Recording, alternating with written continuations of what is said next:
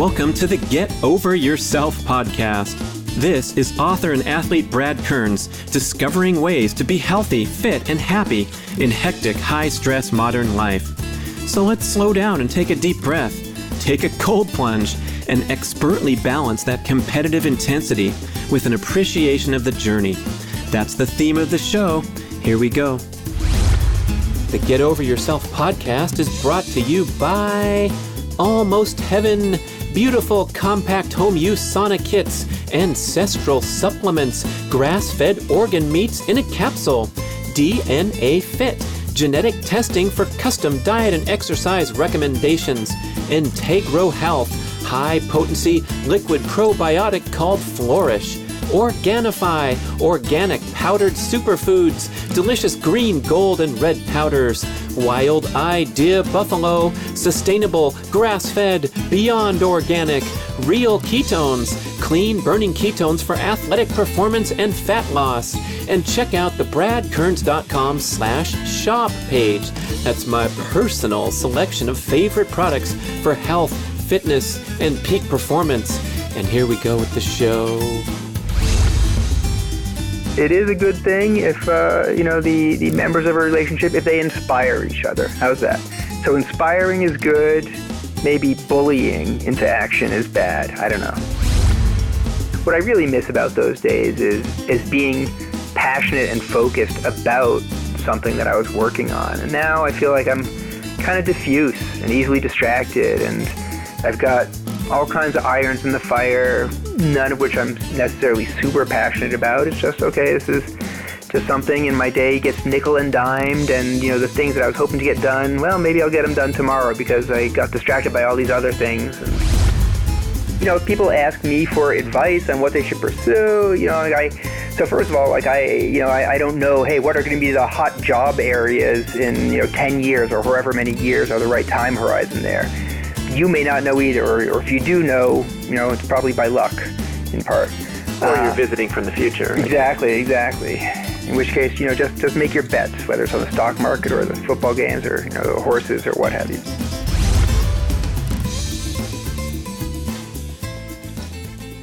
This is Brad to tell you about my favorite performance supplement, Real Ketones. They are makers of the most scientifically advanced, most heavily researched supplemental ketone product available in the world. Yes, you can now drink exogenous ketones, the same ketones that your liver makes from devoted dietary restriction, and you get quickly into ketosis to support your athletic, weight loss, cognitive performance, and disease protection goals. People, I have been in the performance nutrition game for a long time, and I must proclaim that ketone supplements are the greatest breakthrough in performance nutrition in decades. To date, we've had protein powders, which is great, and then we've had a bunch of powdered, sugary drinks and gels and blocks and bars. Ketones are a vastly superior, cleaner burning fuel source than glucose. In fact, glucose produces 45 times more free radicals than ketones. That's why the ketogenic diet is so popular for treating seizures, cancer, athletic peak performance, and fat loss. Personally, what I do is I drink my Real Ketones before, during, and after high-intensity or long-duration workouts. This way, I turbocharge fat burning, and I get the absolute cleanest burning fuel source ever. Science validates that exercising in ketosis generates less inflammation, especially in the highly sensitive brain cells. That's why you feel fried the morning after a tough workout, and you have less cellular destruction, less muscle soreness. And here is Real Ketones' breakthrough product. It's called Prime D+, a multi-patented formula combining ultra-high potency BHB salts with MCT oil to quickly get your body into sustained ketosis and no crash effect, because MCT oil helps boost internal fat and ketone production. The science is there, peoples. Real Ketones has spent over $1 million in product research. It's time for you to join the revolution to the highest quality fuel. Go to bradkearns.com's shopping page, bradkearns.com/shop. Click the link and get 10% off your first bottle of Real Ketones Prime D+. You can learn more at realketones.com. Respect all around for Big George, Ray Sidney. We're here. You're in the hot seat. Thank you for joining the Get Over Yourself podcast. Much respect. Thank you, Brad. This hot seat was occupied recently by Larry Sidney, fabulous show, and he said how his big brother led the way on that first skeleton ride, and that gave him the courage and the inspiration to try for his Olympic dream. So now I guess he completed a podcast. He's led the way for us to sit together. We've been talking about doing a show for a long time because I have some really important questions for you, and I think your story is quite interesting. I know you're a reluctant guest, and you're like, yeah, okay, whatever, but we have some fun stuff. Most of all, I'm wondering if Borat was the greatest acting performance of our generation. You know, I think it was pretty top shelf stuff. I mean, I know there are those who feel that Ali G really was check it was the top, but I think Borat really exceeded. Yeah, I feel like in my lifetime I had Sean Penn when I was a young man, Fast Times at Ridgemont High. I saw that about 30 times, and he basically shaped the culture of the surfer dude, which still to this day is continued to be a main, fundamental element of modern culture, very important component. Is that surfer dude, disposition that he characterized. And then we had Borat showing us exposing the dumbass Americans and their prejudices and things like that. And also just, taking acting to the next level, kind of like Jim Carrey, I guess, too, on his shows, right? I would agree. I think that the record stands for itself on how well Americans can appreciate Borat. And his country. It's great country. So when you and I get together, we try many times in speaking conversation to bring Borat reference and keep sharp for this reason. Anyway, you have this kind of story that is fascinating to many people because we're captivated by this amazing technology, .com, Silicon Valley, go there and strike it rich because people are getting these IPOs and stock options, and then they sail off into the sunset. And you also have that great academic experience, which many parents are wishing and dreaming that their kid could maybe one day go to Harvard and MIT and then head off to a career. And so you kind of did all that, but we reflected on this many times, and I'd like to share that with the listeners where, you started out as a guy who was really interested in studying and learning, especially on the mathematics side, and then it kind of led to this thing. So where do you want to start from? Your early days as a high school kid heading over to UConn to take some classes, or where do we start? I don't know. I don't know. What your myriad listeners know about me.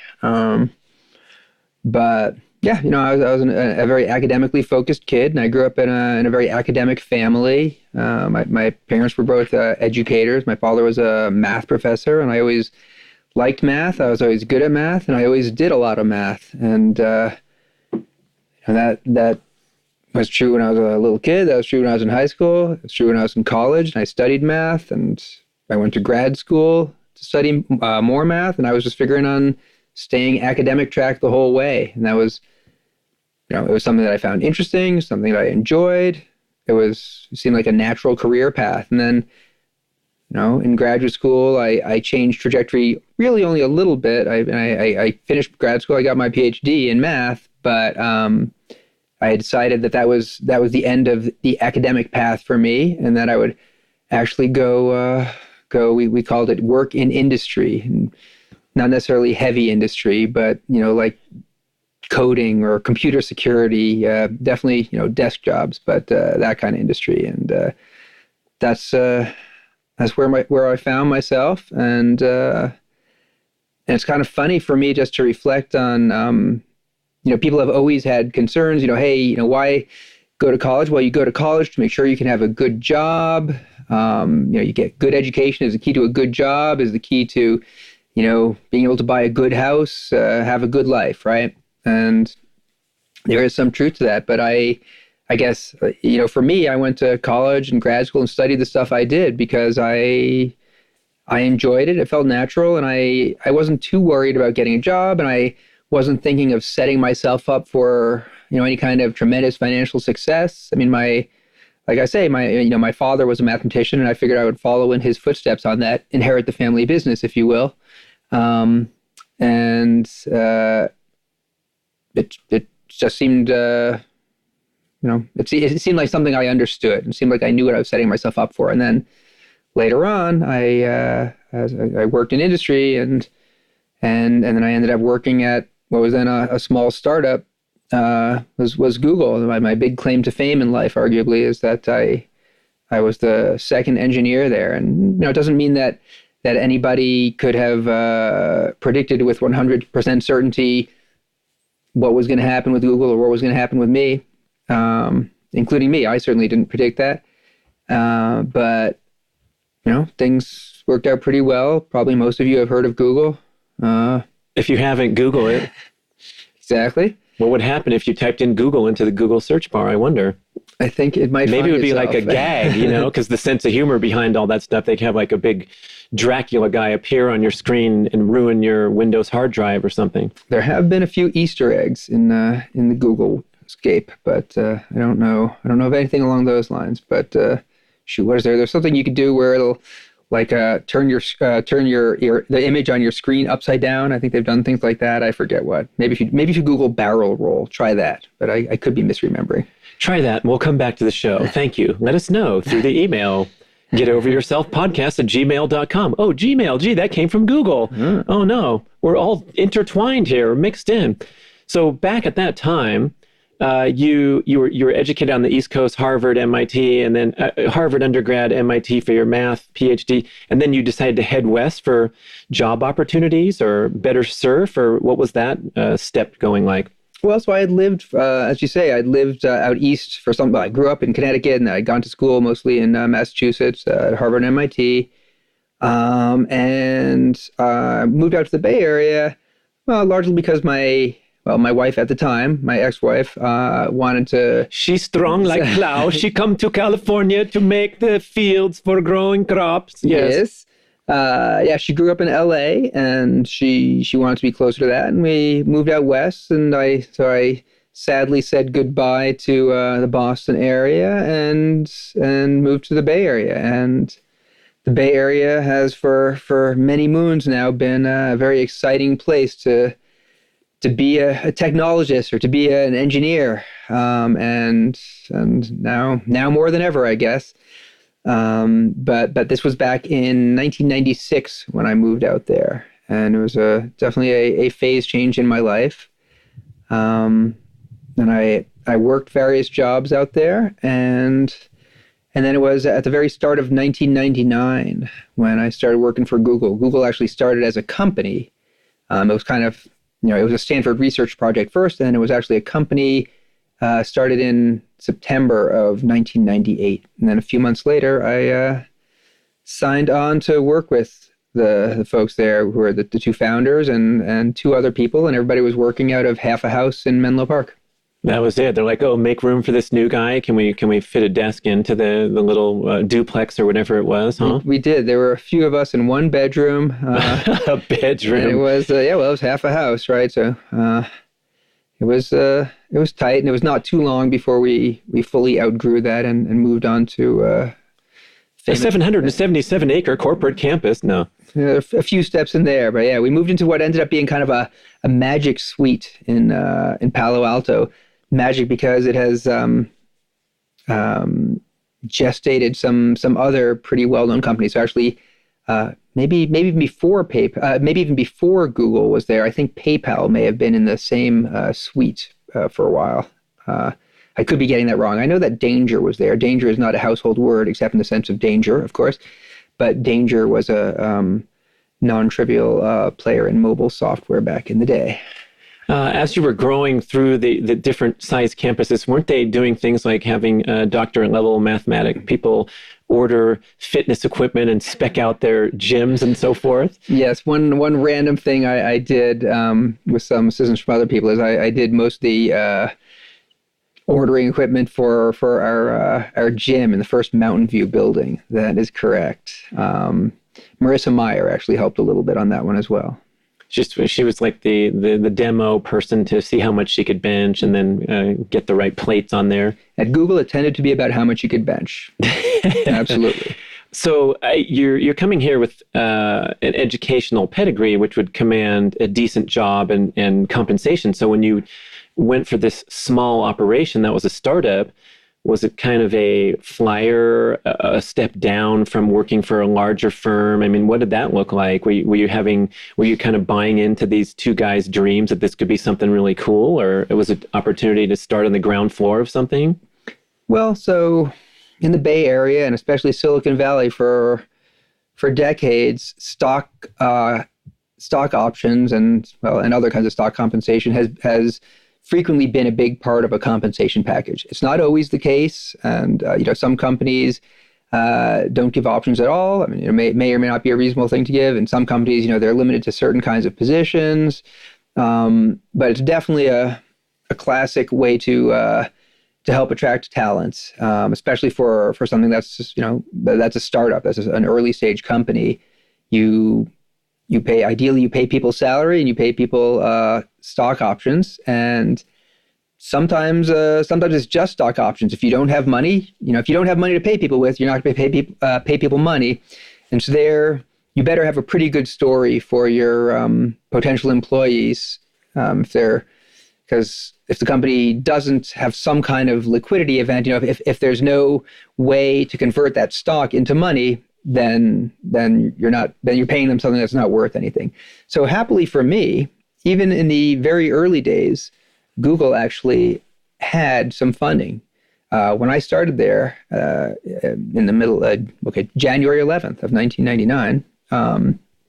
Whoa, that's trippy mathematical 11199. That's, it's kind of spooky. It was a magic time. Even when I started there, though, we had some amount of funding from some angel investors, and I actually never had to do without a salary. It was, I guess it was not the highest of salaries, but it was not a starvation wage either. And I certainly have known plenty of people in the Bay Area working for companies that were not paying them for some or all of their relationship. And sometimes that works out well, and sometimes it doesn't. What can you say? Sometimes companies do that well. We are currently short on cash, but we're busy raising money, and we're thinking in 6 weeks we're going to have some money. We'll be paying you guys. It's going to be huge, I swear. This sometimes happens. That's definitely the promise out there. And it took me a while living in the Bay Area before I realized that all private companies, they're always talking about, we're planning on going public, in the next year or so. And I think things changed when Sarbanes-Oxley was passed. But so it's a little... What's that, legislation? So that's legislation that that mandates a whole lot of somewhat onerous rules to be followed for taking a company public, and I guess once it's public also, just kind of accounting and more. But the idea is that they don't want, the short of it is it's supposed to be investor protection. It's supposed to help protect people who are buying shares in these companies from getting took, if you will. I guess same for a startup employee who's hearing the sales pitch from the founder and coming aboard for no money. It's going to be awesome. We're going to go public couple few months from now. Yeah, just hang on. We'll give you some free food. There's some donuts in the kitchen since you're in bedroom number 2. Free food is another modern day classic in Silicon Valley, of course. So I guess you sat with these guys. You have, of course, many career options, but you kind of believed in the story and the opportunity that was availed by this very small startup. But I'm wondering, because if it's that small, there's really not a whole ton to go on. If you were the 100th employee to start at Google and they have some great momentum and they're getting lauded as having the best search engine, that's one thing. But this seemed like it must have been just kind of a whim. Well, yeah, so I was mulling over a few job possibilities there, and this was certainly the earliest stage company. Again, there were only 4 people there at the time. And was one of them the housekeeper, or you're saying 4 people actually working, and then, yeah. 4 people working. Wow. And it was, hey, you can take a job there. You don't know where it's going. You can take a job at a bigger company, and then, hey, tough times, and they close some division, and here you were hired 2 months ago, and now they're laying you off because the whole division doesn't exist anymore, like in a bigger company. I mean, That's right. Anything can happen, but of course, the odds are better that you're going to have a job in a year if you're working at some gigantic enterprise than if you're working at some little startup. I don't know. Maybe they're even, because if you're on such a small team, it's like they're if you have a sick day, Google's productivity that day was down 20%. And so they need you more desperately than any large enterprise, where it's like, hey, let's cut a few headcount here. We had a bad quarter.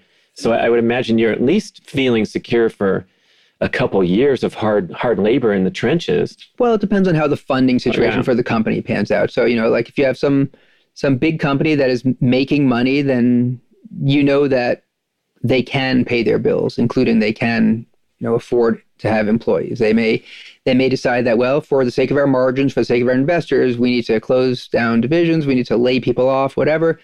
But if you have a little startup that is nowhere near profitable, then they're only going to have so long a runway. They're only going to have so much money, and when they run out of money, they kind of close the doors. Or you can do things to stretch that money. For example, you can tell people, okay, for the moment, unfortunately, we will not be paying you wages. We'll give you extra stock, and what little money we have, well, we have to pay rent. Or though sometimes you can also pay rent with stock.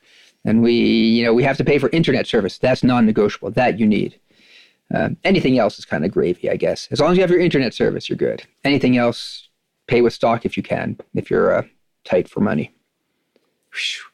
So seems like from that point, you plunged into, was it an all-consuming career where you guys are doing the proverbial round the clock and racing in this technology battle to be, I would imagine you have to prevail as a top search engine. We can all recall those old time search engines that are no longer around, Ask Jeeves or Alta Vista or what have you. So what was the competitive circumstance like in the work environment? Well, so we saw this competitive opportunity. Now, we saw this big opportunity, but we also saw the competition. So, and it is the case that even the greatest technology does not always win in the marketplace. There are many reasons that can happen, including okay, you have a great idea, great engineers to build it, great sales and marketing people, and some kind of bad leadership at the top, or any of the other things could be the sticking points. And sometimes, okay, it's great all around. Everybody knows exactly what you're doing, but you know what? The time is wrong. People are not.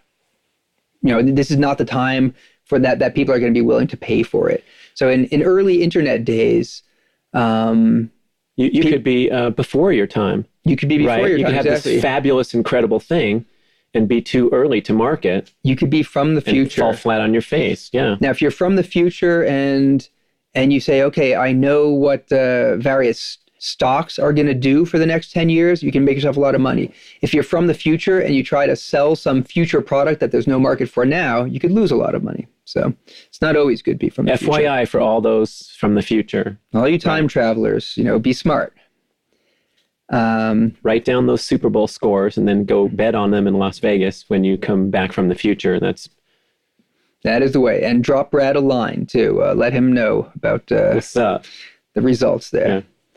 I forgot what was the quick question. So you were fighting it out with other search engines or whatever the circumstances were. Yeah, and it was we were not very well known when I joined there. Again, the company was only a few months old, and we saw this opportunity, but an opportunity is partly an opportunity to build a lot of stuff, to build product, and so we had kind of a basic search engine working, just very, very simple website with this great search technology, and there was so much to be built, and so all of us felt like we had this great opportunity and we wanted to make the most of it. And so everybody's working all kinds of hours.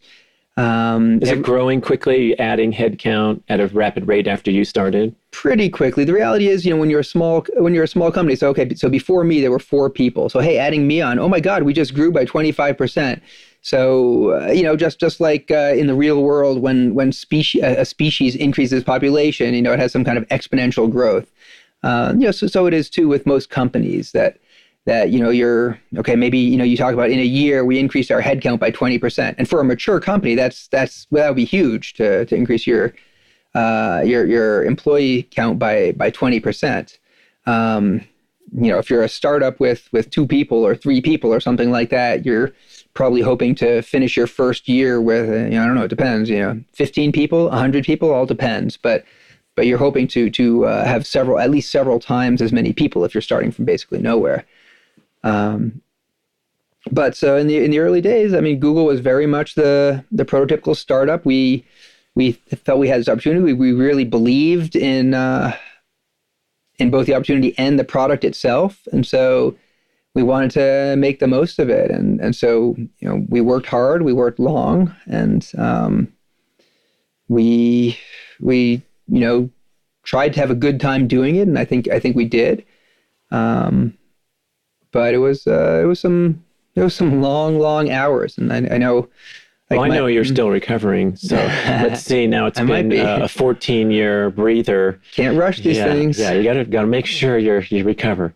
But those long hours were also, from what little I understand, there wasn't a direct economic application in the early days. In other words, you're making this cool search engine, but the immediate monetization of that was not even a central element. It seemed like everything was focused on not making money and having a blank homepage and all those things that some other companies just tried to cash in right away, and obviously didn't survive to the extent that Google did.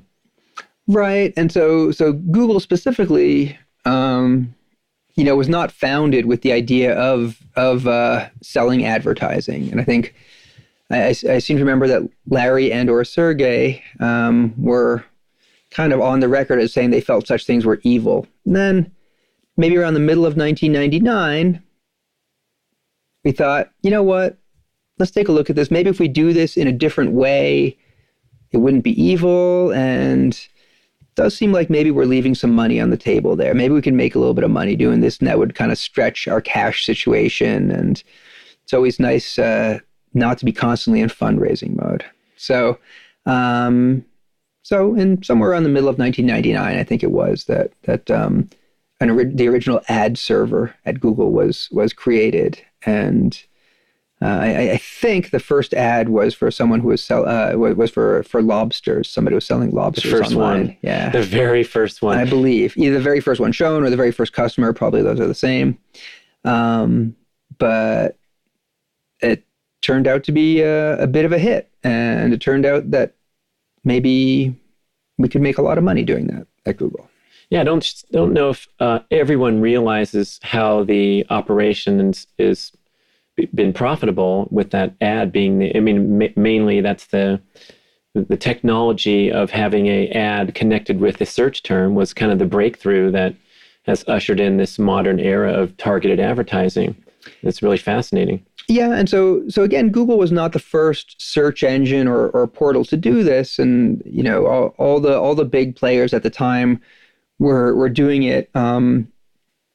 Google's advertising has been through, they have several different versions of it. They've been through some iterations. They've done some stuff that's very technical and very, very intelligent over the years, and they're always modifying and optimizing their ad systems, partly to they try to make the ads helpful rather than annoying. And, you can judge for yourself whether, that's 100%, that they've pulled it off 100%, but hey, and then partly to make more money off the ads. And so those are two of their motivations.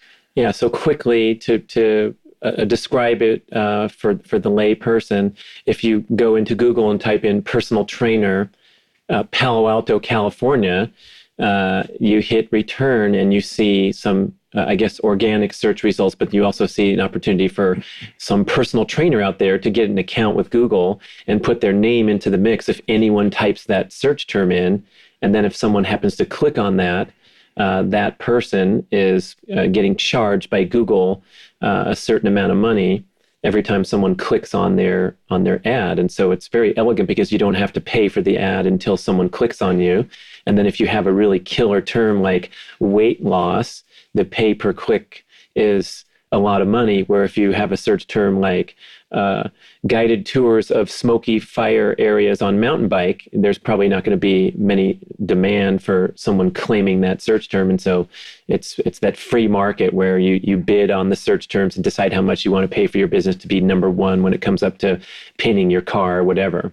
Yeah, and a lot of people are not fully aware of this. I think the ads on the Google page are marked as, I think they're called sponsored links.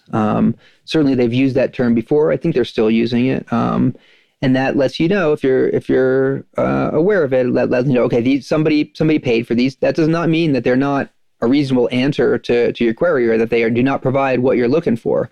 They might well, and hopefully they do. But it means that somebody has paid to have their company or their project come up there. Yeah, it seems like there's a good deal of scrutiny, which is what makes it high quality, is that you can't just randomly, it's like when you search on YouTube for greatest catch ever, and you'll see a Super Bowl result when Lynn Swann made the catch at the 50-yard line against the Cowboys, and then you'll see some kid in his backyard catching the Nerf ball. There's not that scrutiny, but I think with the advertising, there's probably there's a lot of safeguards so that you're going to get quality results. That's why Google prevailed, right? That is definitely a part of it. That again, that the ads, like the search results themselves, have some good relevance to the query. I mean, so I think these days, well, if you're looking for something that you either you want to buy something and it's worthy of you're doing a little bit of research onto exactly what product to get, or you're going to order it, you're game to order it online, one of the few places you'll probably start out is Google. You'll just search some description of the product, and then you'll see what comes up. And that's where you're going to start doing your research. And you may end up going right to a vendor's website to learn, or the manufacturer's website to learn more about it. Or maybe there's some alternative, deeper research you need to do. But that's certainly one of the starting places for shopping. So can you describe your role, or do you have to be a mathematician to understand what was your contribution in those early years? No, so you got the fitness center going. I did get the fitness center going. I had my employees get healthy. We had 2 TRX things hanging from the wall and a big giant stack of freeways. We had lots of fitness equipment back there. But that was yes, that may not have been my major role. My major role, at least in the early days, I was very interested in improving performance. So getting our software to work faster, to give results more quickly, and to use less cycles, less processor power, so that we could, a given computer could handle more queries at a time. That was definitely an interest of mine, and I spent a fair amount of time on that back in the early days. Now, you're getting more traffic. Do you have to add these server machines and make a big giant room stacked to the ceiling, or go rent a warehouse just to have the capacity for hundreds of thousands, then millions, then billions of searches a day? So this was actually a place where Google was kind of an innovator. So most companies with a big web presence were they ran their servers on these big expensive server boxes from SGI, or from, more commonly, I guess, from Sun, and you would have, it would have to be it would be a single computer running all this stuff, and it would have to be really fast, and those boxes were really expensive. And Google was on a different paradigm. Each of its servers would just run on essentially really a PC. And originally it actually was just a regular PC like you could go buy at the store. I'm going to Staples. I'll be right back. I'm going to help the world organize their information. Need to go get another PC. Exactly. Oh, it's you again? What's your name again? Larry? Sergey? Yeah, okay. It's over there in the corner. There's a box for you. apparently back in the old days when they were still at Stanford, Larry and Sergey, when they when they wanted more servers for their for the Google project, they would hang out a little bit at the delivery dock at Stanford Computer Science Department, and when they would see, hey, look at this, they just delivered a bunch of PCs. Let's see which professor those are earmarked for, and go talk to that professor. Maybe we can score a few of them. That would be the way they upped their number of machines back in the day. It's a little different now. But anyway, so Google famously decided that we are not going to run on supercomputers. We're just going to run on this, commodity hardware, basically PCs. And if we need more, as our traffic grows and our server needs grow, we're just going to throw more PCs in there with appropriate software that we've written, of course. And that's the way we're going to scale. And so I could not guess how many computers Google has these days. I would, some millions, maybe many millions. I don't know. I'm making that up. Millions isn't even a real word. I don't know. Well, you see those pictures, like the funnest one is in Sweden, where it's built into the underground glacier so that it's automatically cooled, but it's like a football field in length, just filled with servers. And we have these images, these giant operations. So I guess that's where it's gone. It's just massive volume of servers. Correct.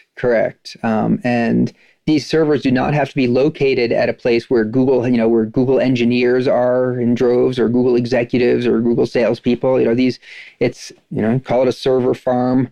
And in the early days, Google and other companies would rent space from a company that specialized in having space for hosting servers.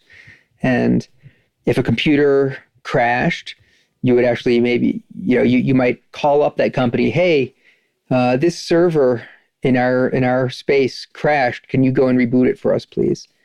That was long ago. And at some point, Google, maybe Google does that still in some countries or in some places, but on the whole, I think now Google owns, or it essentially has its own buildings with, yes, huge rooms for its servers. And hey, if you can figure, like 100,000 servers computer servers in a room make a lot of heat. They use a lot of energy and they make a lot of heat. That's the energy turns into heat, basically. So anything you can do to make it cheaper and more environment, greener to cool those is great. And so if you can build, I know a lot of the server farms are located right next to a nice cool river, and so you can just have pumps constantly circulating, taking river water, using it to cool the room. That does not mean that you flood the room, but there's slightly smarter ways of doing it. And then the somewhat heated up water then goes back into the river. And if you do this right, you're not, it's very ecologically friendly and also very cost effective. So things are progressing, and then unusually so, you kind of got tired of the whole deal, and you bailed relatively early before any, in fact, magnificent public offerings happened. So tell me about your retirement from Google. Well, so yeah, originally it was March of 2003, and I felt like... So if we rewind the show, we realized you started in 99, so you hit the 4-year mark. They had a little cake for you, and then you're like, yeah, I've had enough of this. Well, I still liked a lot about the company, and I still, even now, many years later, I have close friends from those days. You still wear their clothes. You have custom bike gear. Exactly. I do have some Google swag, but I felt like I needed a break. I was feeling kind of burnt out, and I felt like I needed a break, and I thought maybe a month or 2 or 3. 42, 49, 112. Yeah. Well, a month. So your initial thing was like a sort of a sabbatical, and it was undetermined length, or? Well, I went. We called it on leave. So I'm going to take some time off. So when we Google you today, it says Ray Sidney on leave. Or wait a sec, are you still on leave? Are you? No. Eventually, I decided. I'm still feeling burnt out. So how long were you on leave? Like, how long were you personally thinking that you might go back? I don't know. I think I probably officially quit probably at the end of 2003 or so is my guess. I'm not sure exactly. But my last day actually working, I think, was March 11th of 2003. So we got 3s and 9s and 1s and 11s and so many numbers all out that there. Stuff. Yeah. And again, I didn't know then, and I don't know now what the future holds. But I just thought, okay, maybe a little time off. I have some interesting projects to pursue, and projects of a work nature, like a consultant, you mean, or no, I wasn't cleaning your apartment. That's closer to it. Just some research projects, some math and computer science and programming stuff, some little projects. Hey, everybody's got projects that for personal interest, you mean? Yeah, personal interests, wow. Okay. Kind of academic-y stuff, whatever. But I didn't end up doing too much on any of those. And I just kind of, the rest of the year went by in a hurry, it seems like, and I hadn't gotten a whole lot done, and I didn't feel like going back to work at Google just because I was still feeling burnt out on that. And it wasn't until years later that I thought, maybe I should have considered some other role there instead of being a software engineer. But at the time, fitness center, towel boy, who could say, a personal trainer, pool boy, anything, right? Okay, we didn't have a pool back then, but hey, I just at the time I really identified with being a software engineer. I felt like that was, software engineering is what I do. Software engineer is who I am, and I didn't feel inclined to try something else. And it's funny. It genuinely did not even occur to me until years later that, maybe I should have thought about that. Maybe there was some other role that would have been a good fit at the time. But, so I kind of spent the rest of 2003 not being super productive. Again, there's no, it's not a publicly traded company. Correct. So you walk away with some options as they're known, but they're basically worthless. Well, so, okay, in this case, I had stock because I had exercised my options. But again, so I have stock in a non-public company. Who knows if and when I can do anything with that stock, as you say. Let's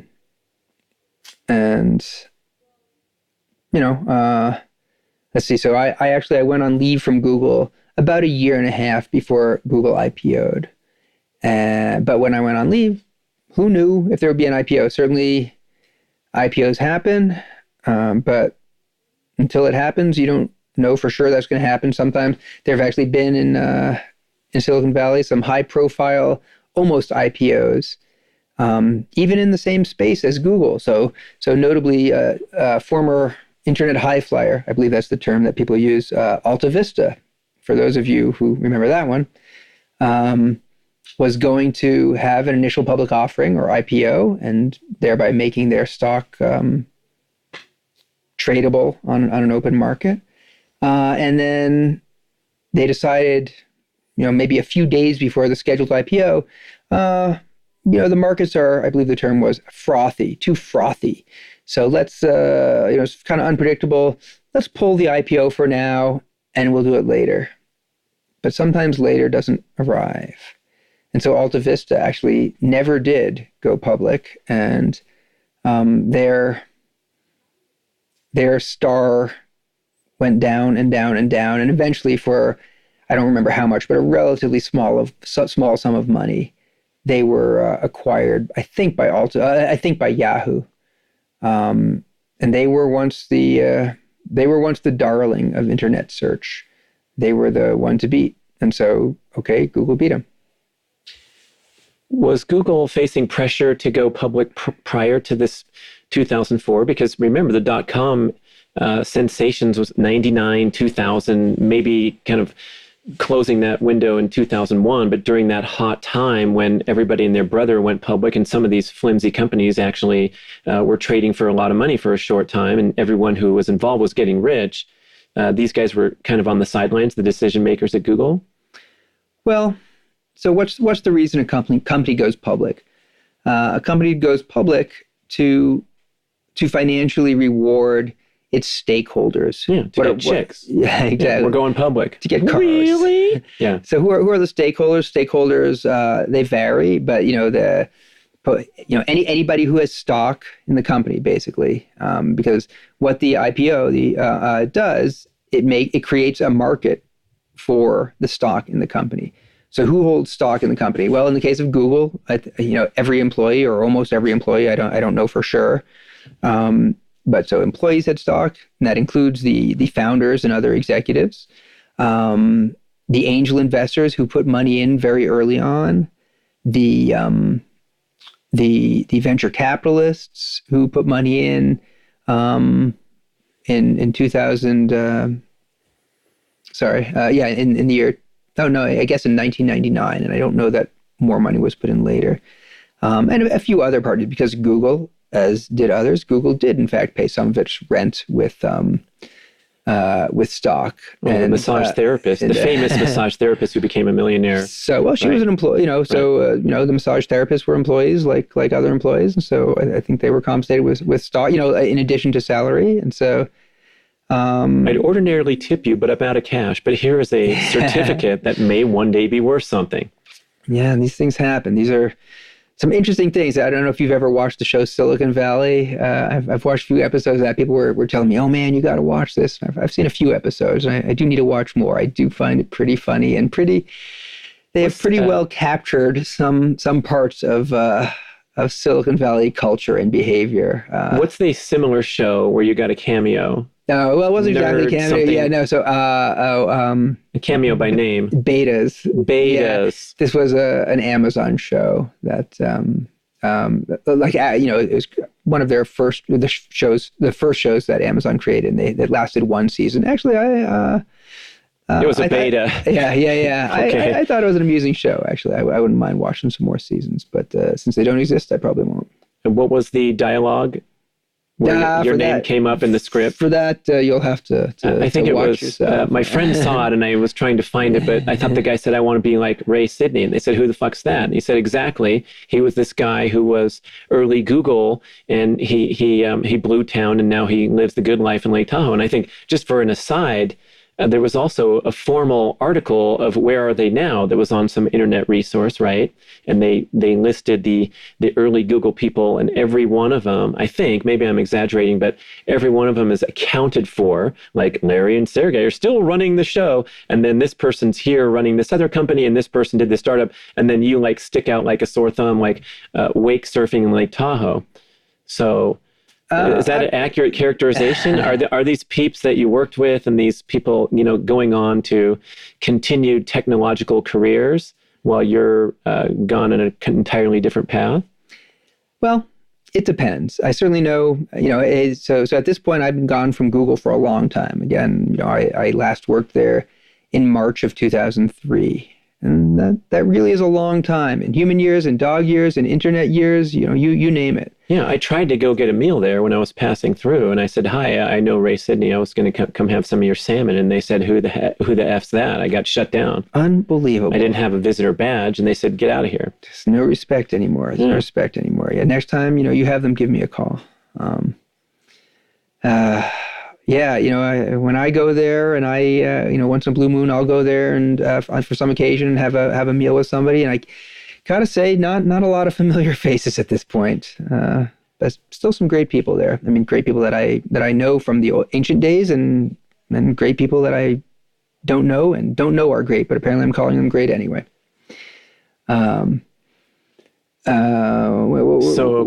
We were on the sidelines here with a 1.5 year waiting period. Oh yeah, so when I went on leave, I had my savings and I went into what I called economy mode. I didn't know if there would be an IPO. I didn't know when there would be an IPO, and I didn't want to have to go back to the daily grind, whatever, before I was ready to do so. Can't be king of the world if you're slave to the grind. That's true. So he's in economy mode, hanging still in the Bay Area. Living in the Bay Area. Were you picking up odd jobs like building fitness centers for other technology companies or what have you? I should have pushed that angle. Yeah, maybe I could still do that. No, at the end of 2003, I was feeling kind of lame about not getting much done on my more cerebral projects that I had envisioned working on. You get your MIT alumni magazine where they have the distinctive accomplishments of the alumni in the back, and it says, "Oh, I don't see my name in there. I guess they don't want to know about my recent mountain bike ride across the mountains from Auburn to Lake Tahoe." Okay. That was a good one. Whew, I still remember those mosquitoes too. So you were feeling itchy there at the end of 2003. I was, and my girlfriend at the time was she was a little annoyed with me for not being very productive, and that's a bad sign for a relationship, I guess I'll have to say. Maybe.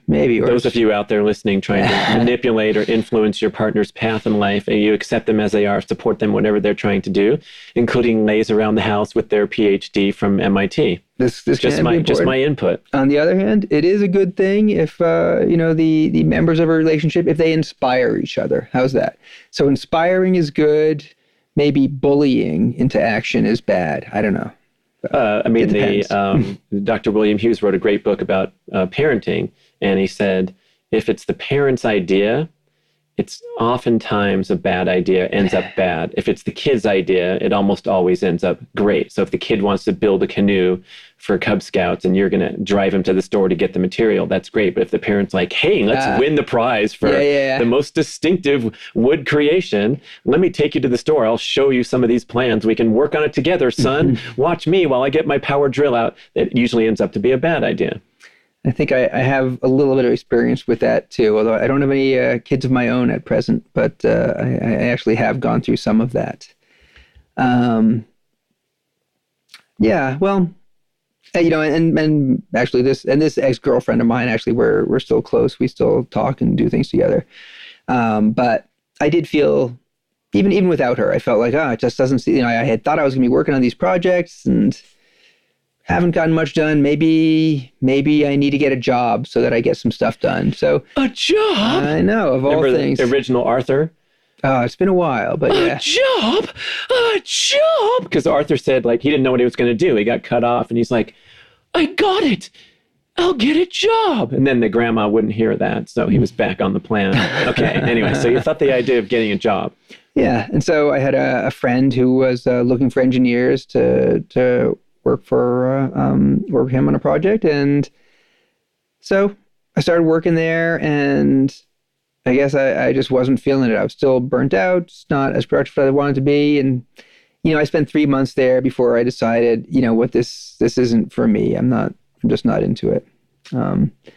So I left there and hunkered down, economy mode, see what happens, and it's kind of funny. So the Google IPO happened in August of 2004, and then kind of very shortly thereafter, now I had money, more money than I'd ever had in my life. But just a month or two before that, my younger brother and sister, younger brother that you may have met recently, they went to Russia. So I went on a summer trip to Russia they stayed with some family friends of ours who were living in Russia for half a year or a year. And I actually wanted to join them, and I didn't, because I was in economy mode, and spending a few $1,000s on a trip to Russia, even if I were going to do it, really ghetto style and really as cheap as I could, still, there's an unnecessary expense, and that could make the difference between me having to go back to work when I'm not ready to, and me not having to go back to work when I'm not ready to. And so I'm like, okay, well, I can hunker down at home in Mountain View, and I can still enjoy myself, but I'm still in economy mode. I'm still on a budget here. But you fly first to Kazakhstan, then you take a train to Russia. It's very cheap. You should have gone. Okay, so you're back home, hunkering down. And working out and all that, keeping fit. We haven't talked about that much, but I always like biking, running, lifting weights, such things, right? But I was in economy mode, as I say, and it worked out. And after the IPO, I exited economy mode somewhat gracefully, perhaps, and entered a new life, I guess. And not long thereafter, a few months thereafter, I moved from the Bay Area to Tahoe. I wasn't feeling like I had a lot keeping me in the Bay Area. Tahoe seemed enticing. I liked the idea of having more space, more quiet. I don't need a lot of city life. I figured I'd be getting in lots of skiing and snowboarding, and a lot of that has worked out okay. Well, you also transitioned to kind of a philanthropic presence, especially here in the Tahoe area. But your boy said, "Don't be evil" was the quote that got passed around, and I believe also there was some message conveyed about being responsible for the wealth. And I remember reading some wonderful insights about that. Where it obviously came mostly from you, but with this new life that you had, you also kind of changed your focus and direction to see if you could make a difference in other ways besides writing code. Well, look, so everybody's part of some community, and for some people, or some community or communities. And for some people, they're super involved in all sorts of ways with all sorts of community organizations, whatever, that's not the same thing as, nonprofit. It's not the same thing as philanthropic, whatever. These are just, kind of labels, whatever, but there's all sorts of stuff going on, and hey, everybody's part of it to some extent. And, for me, the fact that, hey, all of a sudden after the IPO, I had some money meant that, okay, that's one way I can help the community or causes that I believe in, right? All of a sudden now I have more money than I've ever had, and so I can contribute to that. And, I put in some of my time on things. I certainly know plenty of people who put in a lot more time on worthy endeavors than I do. I just hasn't worked out that way for me, that I get super involved in this stuff. And for me, I guess it's easier, more pleasant, more natural to help out with funding for most things. Some exceptions, but yeah. If there's a flood and they need people to put the sandbags in place, that's great. But if they need to buy 3,000 sandbags, everyone has their unique contribution they can make. Well, you don't think I can carry sandbags? Yeah, you could probably do both. Yeah. Yeah. So was it such that you were calling around, seeing if people needed help? I recall didn't the elementary school not return your call a couple times, or you were asking them if you could help and they forgot to get back to you or something like that? Yeah. So education and schools are always near and dear to my heart. And so it was a natural thing for me to try and get involved with the school district here where I live. And I think maybe I kind of showed up suddenly, and I sent some emails to some of the schools, to the principals, and yeah, hey, is there anything that you guys could really use money for? And sometimes it took a while for them to get back to me. I can think of one example of that. Yeah, we need some new paper plates for our next bake sale. We would love that. Thank you so much. And then the high school said, "Well, we need a freaking new stadium with some turf and a track," and that's a beautiful facility down there, Douglas High School. Did you get to throw out the first, or punt the first ball for the football, the inaugural game under the lights, right? Because they needed lights too. I think I would have been embarrassed because some possibility that my foot would have missed the ball.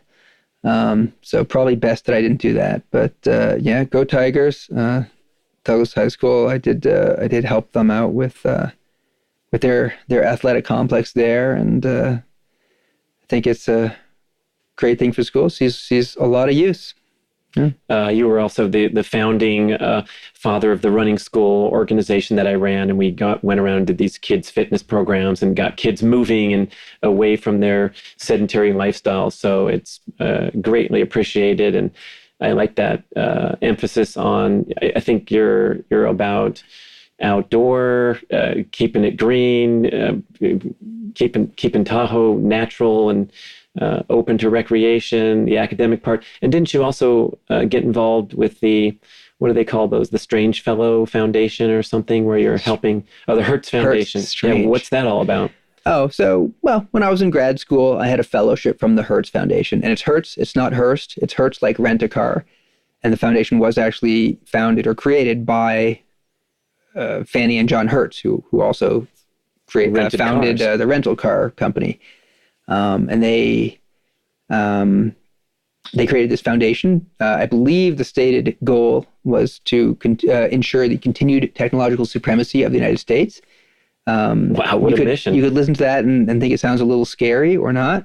But anyway, for most of the foundation's life, they provided fellowships for some really sharp students, graduate students studying math or science or engineering. And I was fortunate enough to get one of these fellowships. And for some years now, I've been pretty involved with the foundation there. And I'm on their board, and I try to advocate for them or help them when I can. But it's a really interesting community of people there to interact with, and just some really sharp folks and some real polymaths. So I've enjoyed my association with the foundation. I don't know what a polymath is, but I guess it's a person good at addition, subtraction, multiplication, and division. Or? All the fundamentals, yeah. So a polymath is just someone who knows about a lot of different things. So someone is kind of the opposite of a specialist. Maybe it's a Renaissance man is a little bit, that's a somewhat similar term. So your life is so different today. You're kind of in the polymath mode where you have numerous interests and passions, and you're traveling a lot, and you're involved in these different projects and investments versus those days when you were highly focused on programming and something much more narrow. What's kind of the pros and cons, or what do you miss about those old days? You're allowed to say nothing, and what do you gain the most satisfaction from these days? There's a many-faceted question. Not sure what to begin with. I mean, I think, so for me, I'm naturally good at focusing really strongly on one thing. So for example, when I was when I was a software engineer, that actually suited me pretty well. That you're really, okay, you can see it as, staring at the screen, but you're really focusing on some problem there, trying to, make the machine do your bidding, if you will. I know it can be done if I'm just, if I can just figure out how, right? And that's, I think of software engineering as you're constantly solving problems, and you get a little, endorphin rush or what have you, something from, each time you solve a problem and you see that, oh yeah, I figured something out. Cool. Boop. Hey, I feel good. And so I used to be really good at focusing and thinking in depth on stuff. These days, I think I, like so many of us, I get very easily distracted, partly through, little mobile devices. You may or may not have a mobile device yourself. But even without that, just, email and, various interruptions on your computer and in your life, like everybody always wants a little bit of your time, not because they want something untoward from you or anything, but just because that's nature. And, hey, I always want a little piece of other people's time too. This is the world we live in. And, I think most of us are very interrupt driven, and, it's tough to concentrate. And, like many of us, I find it difficult to stay focused on something. I'm very easily distracted, and I should do an intervention. Does it count as an intervention if I do it on myself? Just to really be able to focus on stuff. And so what I really miss about those days is being passionate and focused about something that I was working on. And now I feel like I'm kind of diffuse and easily distracted, and I've got, all kinds of irons in the fire, none of which I'm necessarily super passionate about. It's just, okay, this is just something in my day gets nickel and dimed, and, the things that I was hoping to get done, well, maybe I'll get them done tomorrow because I got distracted by all these other things. And I don't know, Yeah, you're hitting me hard with this message, man, because I see the same in myself. I've written many books, And somehow I look at the book on the shelf. It's like, how the F did I do that? Because today, all I am is dealing with overload of stimulus. And it is, I think there's a little bit of pain involved if you sit back and reflect, like what you miss about that all-consuming. I remember being that way as an athlete, where I was either training or resting or trying to get better, and reading about my splits or an article about swim technique or something. Mm-hmm. And those days are kind of... they've been flooded over with the technology is partially to blame, but also our misuse of technology is largely to blame. But okay, we'll just rewind these few minutes of the recording as the intervention, because I need an intervention myself. Yeah. I will observe, though, especially with the fitness aspect and the way you kind of approach challenges, including fun stuff like trying to do a 360 on the wakeboard, you have that focus and that engagement where you're very passionate and precise about something and solving it in that mathematical manner, which I think is a great peak performance attribute, where you're not half-assing and ignoring the owner's manual and trying to fiddle with something. It's more kind of a linear, trying to master this little thing or that little thing. And even if it's the remote control that's not working for the blinds or whatever in your smart home, that sometimes isn't that smart. Yeah, well, part of this is just kind of my nature as, as a one-time mathematician, one-time engineer. I like knowing the rules for things. I like... Yes, our ping pong grand battle last night, we speculated about the rule about hitting the serve. I thought it had to bounce off the end of the table is one of the rules. And there the rules were right there, 3 steps away. And who has the official rules of ping pong out? That would be me. Big George. Yeah, absolutely. If you have a ping pong table, how would you not, have the rules? Why wouldn't you have the rules taped to the bottom? Come on. For the record, not taped to the bottom; they're just off to the side. But anyway, although I think that most of our speculating over rules was after we were already, kind of creating some goofy variants of the traditional sport. But you want them to be rooted in fact and science and experiment. If one has a paddle in each hand, yes. What are the rules? There are no rules. Okay. Well, we weren't going to live with that, certainly. So again, I was a mathematician. I was an engineer. I like things being precise. I like knowing the rules of the game, which actually, I've thought on many occasions that makes it kind of strange that that my academic focus was what it ended up being. So in my PhD work in grad school, I was actually a cryptographer for some time, and the study of the crypts. Yeah, exactly. So cryptography is secret codes and things like that. Because Ollie G, I'm a cryptographer too. Yo.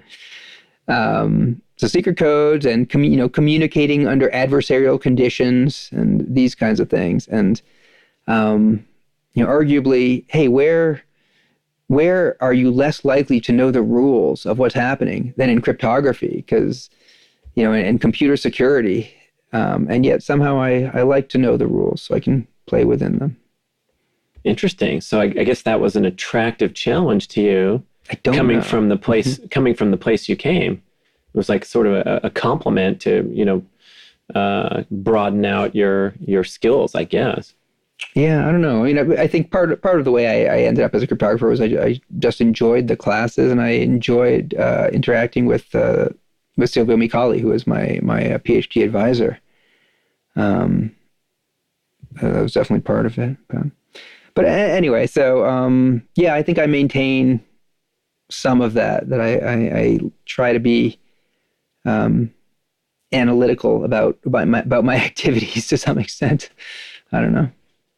And you feel that's a worthy peak performance attribute, let's say, for a young person trying to make their way in life, and maybe they're hoping to ascend to a high level in their career, or live this dream that your career has played out to be?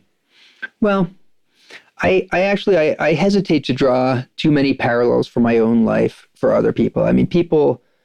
I'm just, think about the people that even the people that you're very close with, that you might expect to have something in common with, and think about how very different you are from each one of them. And so, what worked for me was, certainly like I was very academically focused when I was a kid. I was very focused specifically on math and computer science. I really enjoyed learning more about that, and I enjoyed coding. And, and then that and a healthy dose of good luck and good timing and good connections. I mean, how did I start working at Google? Well, the biggest, the biggest thing. So, okay, I had, a good academic preparation for it. I had a few years of experience, whatever, but I also knew Sergey Brin's girlfriend and another friend of Larry and Larry and Sergey was a friend of mine. And so, hey, I had some good luck Silicon Valley connections there that made it reasonable for me to meet Larry and Sergey. And all that came together for me. And, if I hadn't, if I had stuck around in Boston for a few more years, or if my job before Google, if they hadn't run into some difficult financial times and closed down their Bay Area office so that I was looking for a job, who's to say? I can't claim that, that I was destined for great wealth. I mean, I don't, destiny's garbage anyway, but to a mathematician, at least. Yeah. Well, things happen. That's what happens. There's no destiny. Now, in Terminator 2, John Connor said, "There's no fate but what we make ourselves," or something like that. Oh, that's the show quote right there. Yeah. Wow. And then I think he said, "I got it. She's going to blow away Dyson." But I don't have some tremendous entrepreneurial flair. I don't have some incredible business acumen. I don't have a natural sense of, looking at something and saying, "Oh my God, look at this. This is an incredible opportunity to make money." None of that is me. And so, things in my life happened in such a fashion that I had this opportunity at Google and I took it. And in some nearby parallel universe, Google was not the gigantic financial success that it was in ours. And you know what? It just didn't happen. And whatever. And I my Google stock ended up worthless. And who knows what I'm doing in that parallel universe. Some other dude is shredding on the wakeboard and doing 360s. Somebody else has my wake surfboard, exactly. But I think the most important takeaway for me is that you had this lifelong passion and desire to excel and to explore your boundaries in your chosen area of interest, which was the mathematics and the academics, and pursuing the highest levels of academics. And then just recently, for kicks, you went down and got an MBA to pair with your other letters after your name. Go Bears! Right, and so that was not economically motivated or what have you, and it seems like none of it was. Which for the listener who's always subject to these impure influences, and I say the same story about my athletics. Like, I was doing triathlons because I loved it. Obviously, it was not a smart economic move to leave my career path. Can you make a living doing that? Right, and the answer is, who cares if you're having fun and enjoying it? And I know we're subject to real world forces like you were when you were in economy mode. But that's an important one to reflect on, is what are your values and what are your passions, and what's the impure influence that could be effing with your destiny, because destiny's bullshit anyway, according to mathematicians. Hells yeah. So if people ask me for advice on what they should pursue, so first of all, I don't know, hey, what are going to be the hot job areas in 10 years or however many years are the right time horizon there. And you may not know either, or if you do know, it's probably by luck in part. Or you're visiting from the future. Exactly. In which case, just make your bets, whether it's on the stock market or the football games or, the horses or what have you. But, what if you actually knew what the hot areas were and, okay, hey, so software is still going to be incredibly hot. You'll be able to make a great salary if you're a good software engineer. Does that mean that everybody should go into software engineering? It does not. Not everybody is going to be a great software engineer, just like not everybody is going to be can be a great writer or a great actor or a great cook.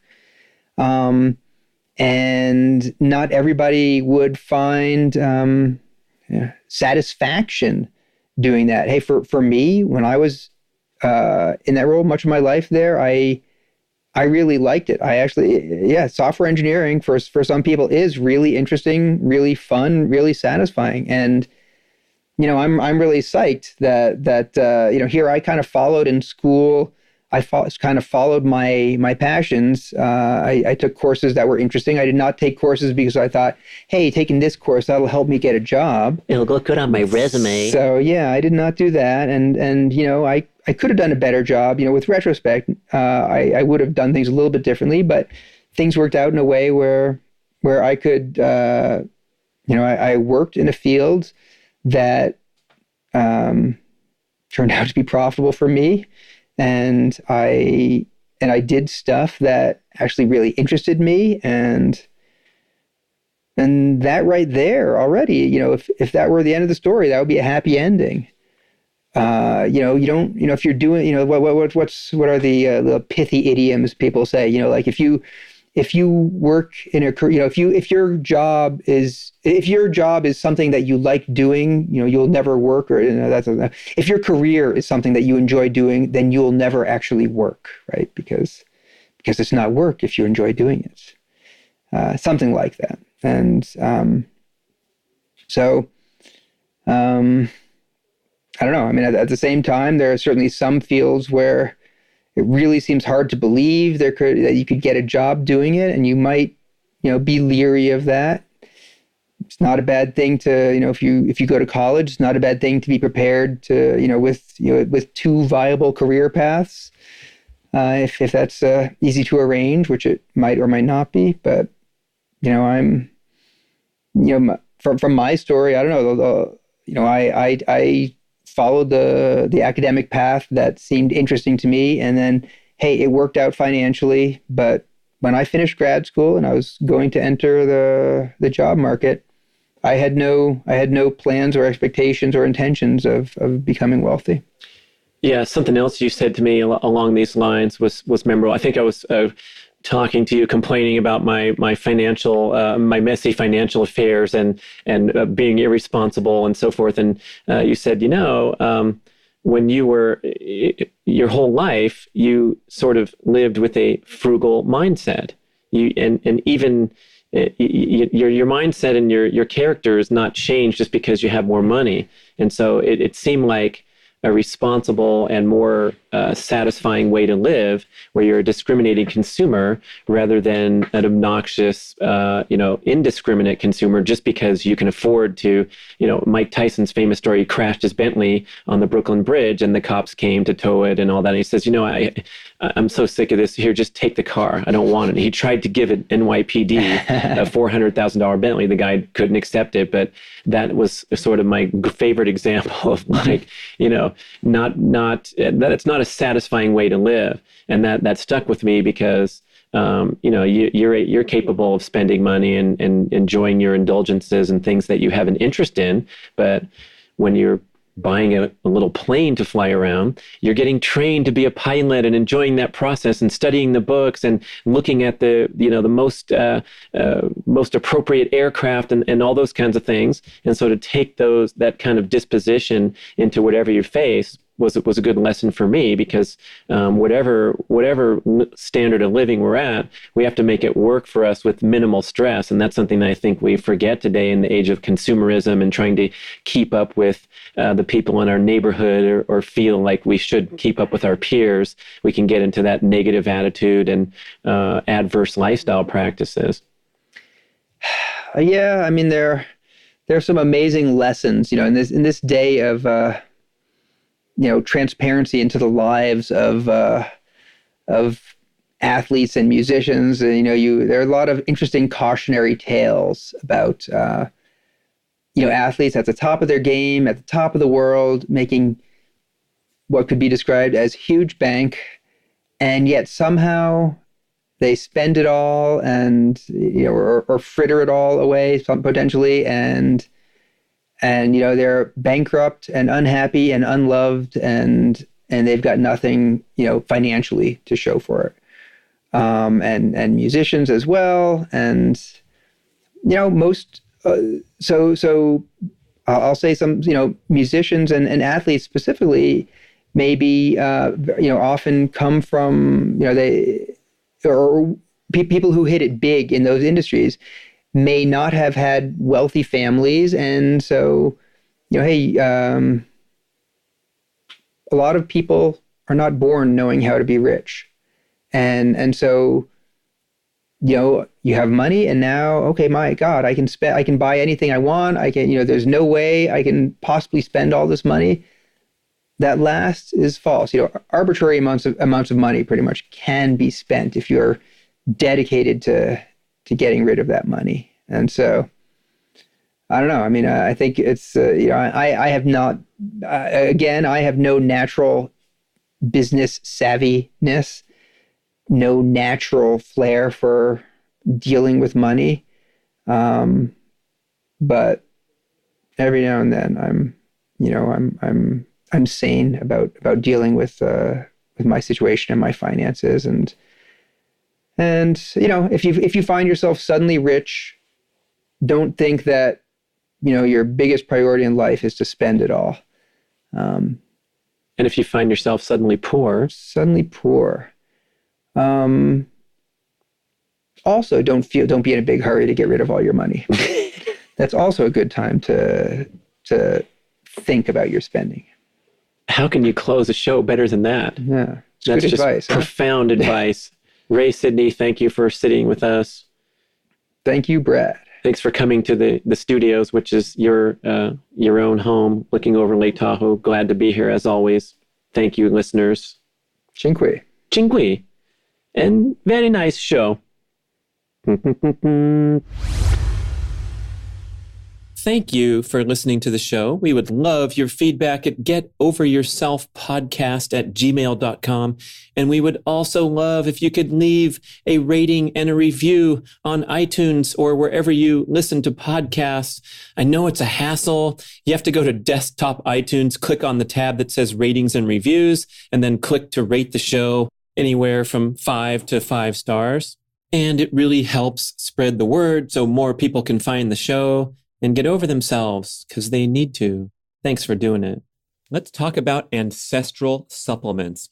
If you're into ancestral health, primal paleo, keto, you know the importance of consuming these unique agents contained in bone marrow, in the nose to tail organ meats, liver, kidney, all that stuff, the great bone broth benefits. Well, how's it going? For me, since years ago when Dr. Kate Shanahan asserted the importance of these wonderful nutritional benefits that you can't get elsewhere, not too good. I don't know how to cook a liver or a kidney, but now your problems are solved forever when you go to ancestralsupplements.com, a wonderful company filled with people who are living the dream, walking their talk, and bottling up the purest, cleanest sources of grass-fed organ meats, kidney, liver, bone marrow, all in these wonderful capsules. I dump them in my smoothie every day. I'm healthy. I don't have to worry. It's an incredible dietary boost. And this is so different from swallowing a bunch of those synthetic vitamins in those giant bottles from the big box stores. Highly questionable health practice. This stuff is the real deal. Grass-fed organ meats, pure as can be. Ancestralsupplements.com.